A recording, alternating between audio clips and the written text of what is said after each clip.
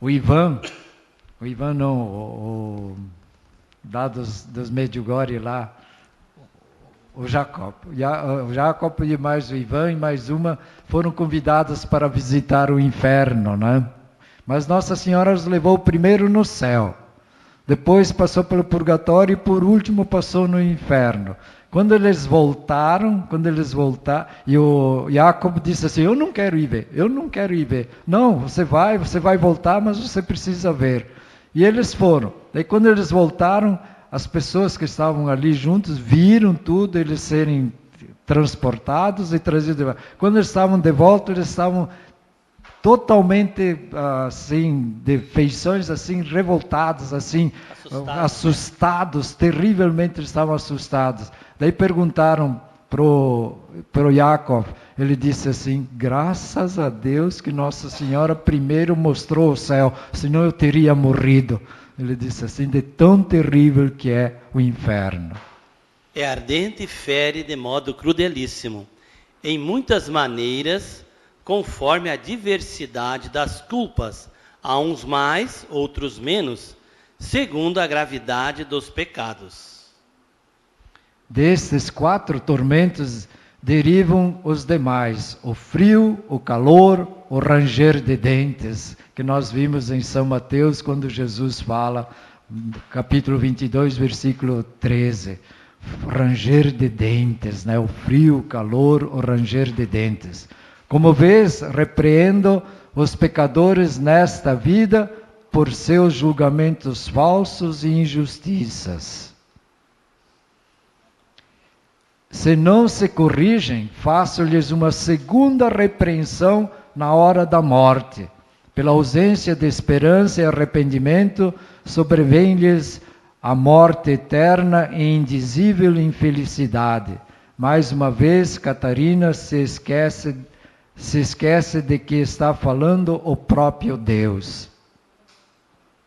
Assim, todos os homens recebem a luzes para conhecer a verdade.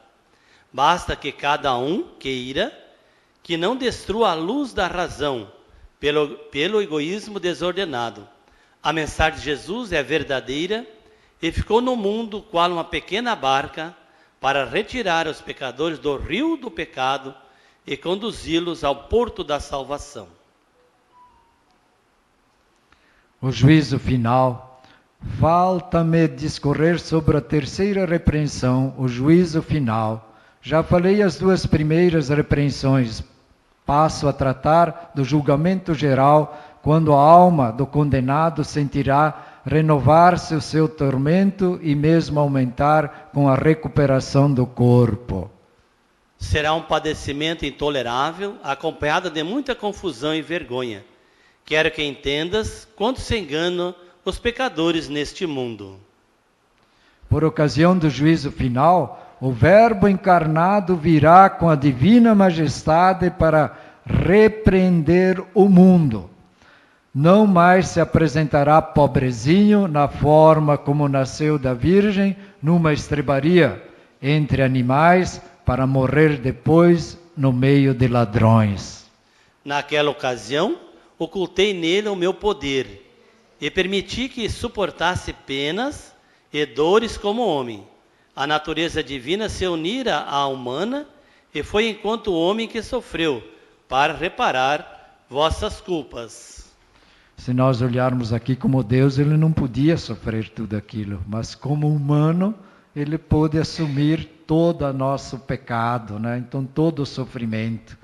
No juízo final não será assim, pois virá com poder a fim de julgar as criaturas humanas, estremecerão e ele a cada um dará a sentença conforme o merecimento.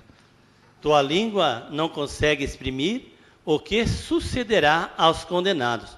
Para os bons, Jesus será motivo de temor santo e alegria imensa. Em si mesmo, meu filho não terá diferenças, pois sendo Deus é imutável. Ele é uma coisa só comigo, ele está unido, ele e o Pai é um só. Pela glória da ressurreição, até sua natureza humana não padece mudanças, mas os condenados não o verão assim. olhá-lo-ão com vista obscurecida e horrível, como lhes é próprio. O olho doentio, mesmo diante do sol, somente vê a escuridão, ao passo que o olho sadio vê apenas a luz.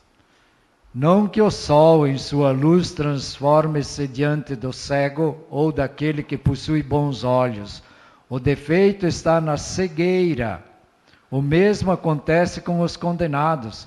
Verão o ressuscitado em escuridão, na confusão, no ódio.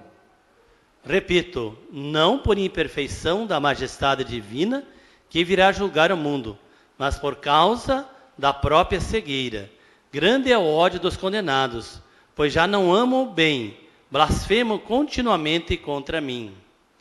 Queres saber por que já não podem desejar o bem? É porque, no fim desta vida, vincula-se o livre-arbítrio. Com o cessar do tempo, já não se merece mais. Quem termina esta vida na existência no pecado mortal, por direito divino, fica para sempre apegado ao ódio, obstinado no mal, a roer-se interiormente. Seus sofrimentos irão aumentando sempre, especialmente por causa das demais pessoas que por sua causa irão para a condenação. Tendes a respeito disso o exemplo do rico Epulário, que suplicava a Lázaro para que fosse até seus irmãos no mundo, a fim de adverti-los sobre os futuros castigos. Ele não agia por amor e compaixão dos irmãos. Não tinha mais virtude da caridade, estava no inferno. Nem poderia desejar-lhe o bem, seja querendo honrar ou salvar seus irmãos. Já disse que os condenados ao inferno não podem fazer o bem. Eles só blasfemam contra mim, uma vez que suas vidas acabaram no ódio a todo o bem. Por que então o rico Epulão fala daquela maneira? Porque fora o mais velho dos irmãos e dera-lhes maus exemplos durante a vida.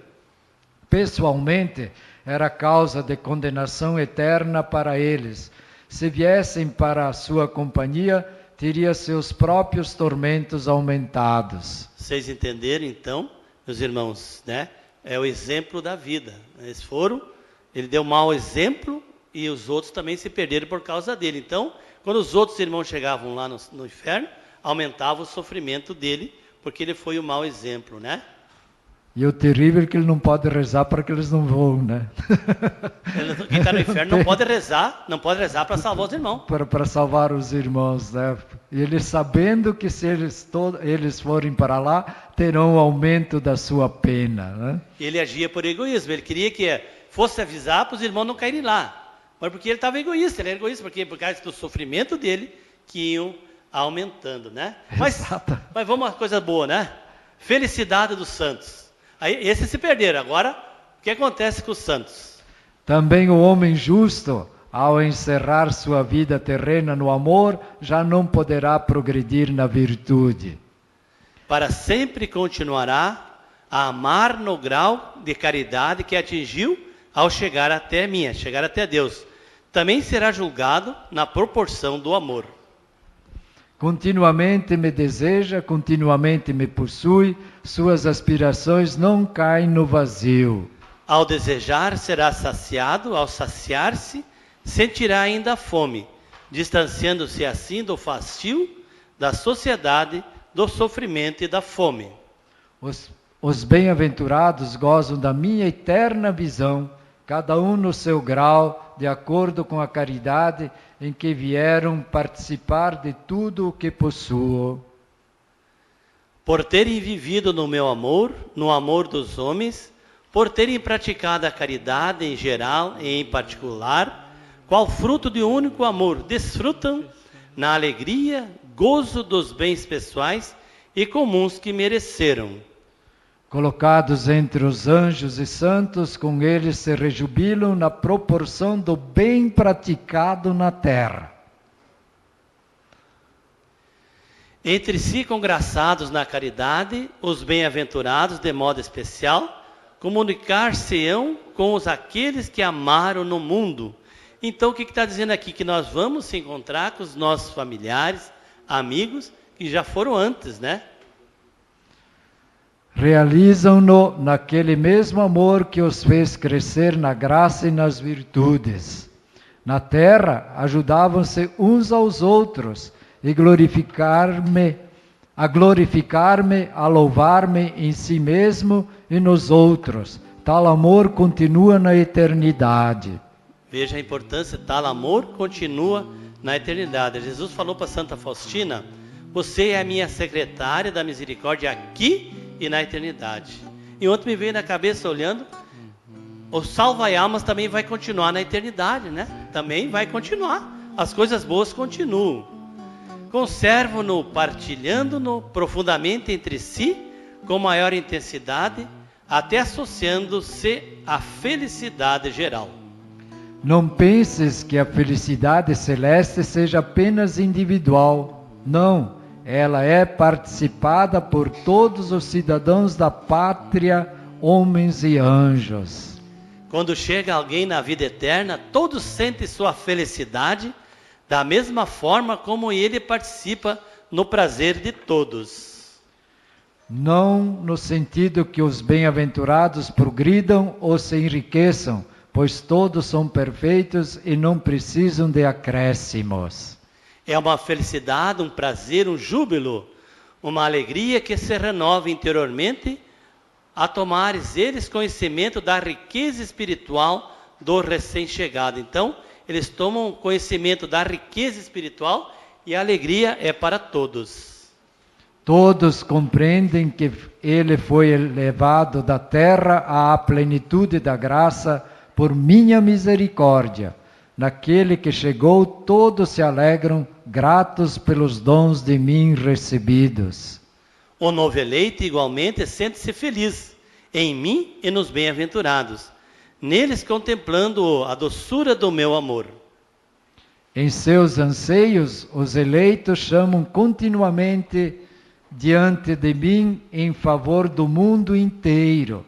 Suas vidas haviam terminado no amor fraterno e continuam no mesmo amor. Aliás, foi exatamente por tal caridade que passaram pela porta estreita que é meu filho, conforme explicarei em seguida. Os bem-aventurados continuam no céu eternamente. Aquele mesmo amor com que encerraram sua vida terrena, conformam-se inteiramente à minha vontade, só desejam o que eu desejo. Chegando ao momento da morte em estado de graça, seu livre-arbítrio fixa-se no amor e eles não pecam mais. Suas vontades se identificam-se com a minha vontade. Se um pai, uma mãe, vem, ou em sentido contrário, se um filho vê os pais no inferno, não se perturbam, até se alegram por ver tal pessoa punida, como se fosse inimigo seu. Os bem-aventurados em nada se distanciam de mim, seus desejos estão saciados. Veja que como é terrível isso. Os que vão para o céu, vendo o próprio pai, a mãe, os filhos no inferno, eles não vão perder a graça. Porque a felicidade no céu tem que ser completa. Não tem outro jeito, não pode ser pela metade.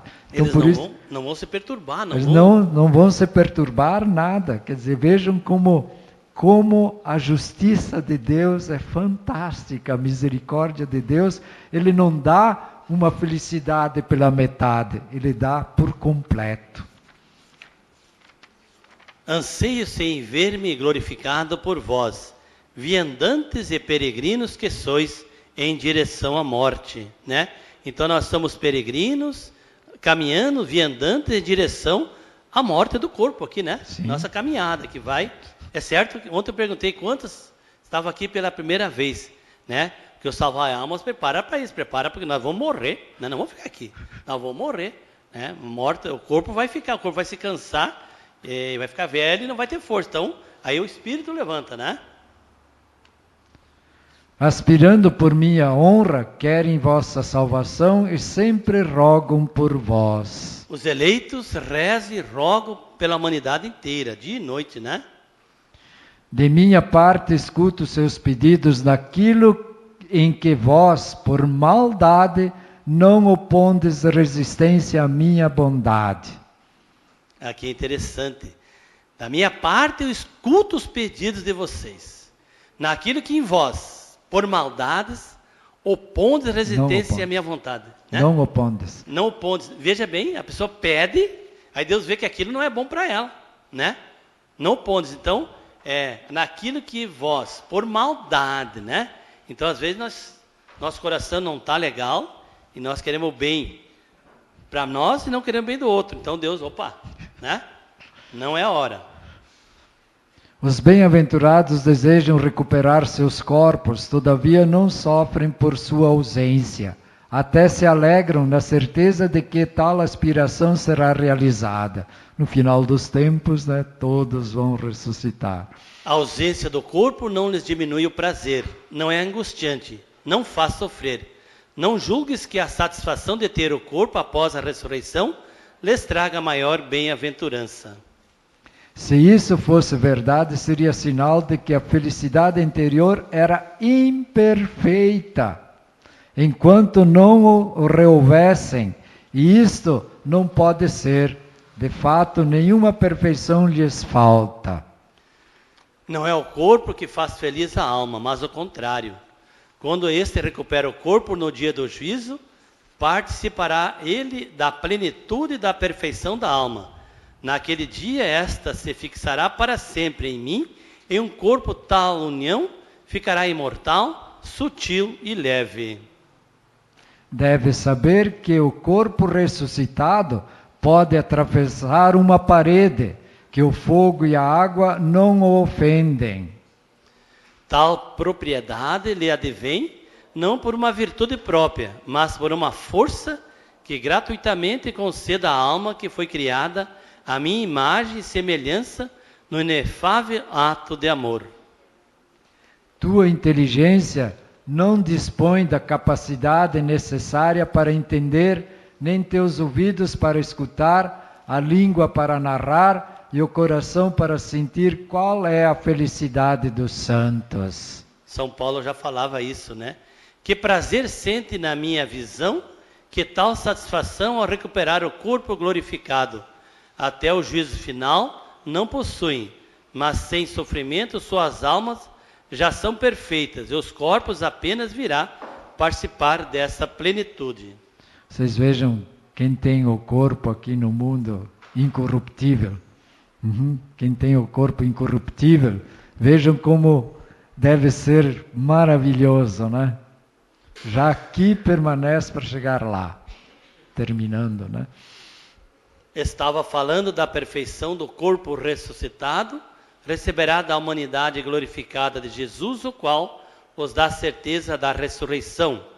No seu corpo brilham as chagas sempre vivas, conservam-na as cicatrizes, a implorar continuamente perdão para vós, a mim, Pai eterno. Os bem-aventurados assemelhar-se-ão a Cristo na alegria e no prazer. Os olhos dos santos serão como os dos ressuscitados, as mãos como suas mãos, todo o corpo igual ao seu. Unidos a mim, estarão unidos a Ele, que é uma só coisa comigo. Serão felizes vossos olhos ao ver o corpo ressuscitado do meu Filho. Por quê? Porque a vida dos santos, ao encerrar no seu amor, não muda mais, como não podem praticar um bem ulterior, quer dizer, passado, gozam daquilo que trouxeram, já que, já não fazendo obras meritórias, somente nesta vida é possível merecer ou pecar, segundo o livre parecer da vontade. Aguardam o juízo final sem temor, mas também com alegria. Desse modo, a face de Cristo não lhe será um rosto severo e irado. Morreram no meu amor e no amor do próximo. Quando Cristo vier julgar com majestade divina, não verão na severidade. Tal acontecerá com os que serão condenados. Esse verão ressuscitado com o rosto severo e justo. Para os santos, sua face mostrar-se-á amorosa e cheia de misericórdia. Muito bem. Vamos parar por aqui, né? Já Sim. teria aí a condenação eterna. E no final ele vai falar assim: felizes sois vós que escutais essas realidades eternas. Então, esse julgamento é uma coisa profunda, né? Encerramos então? Tem mais?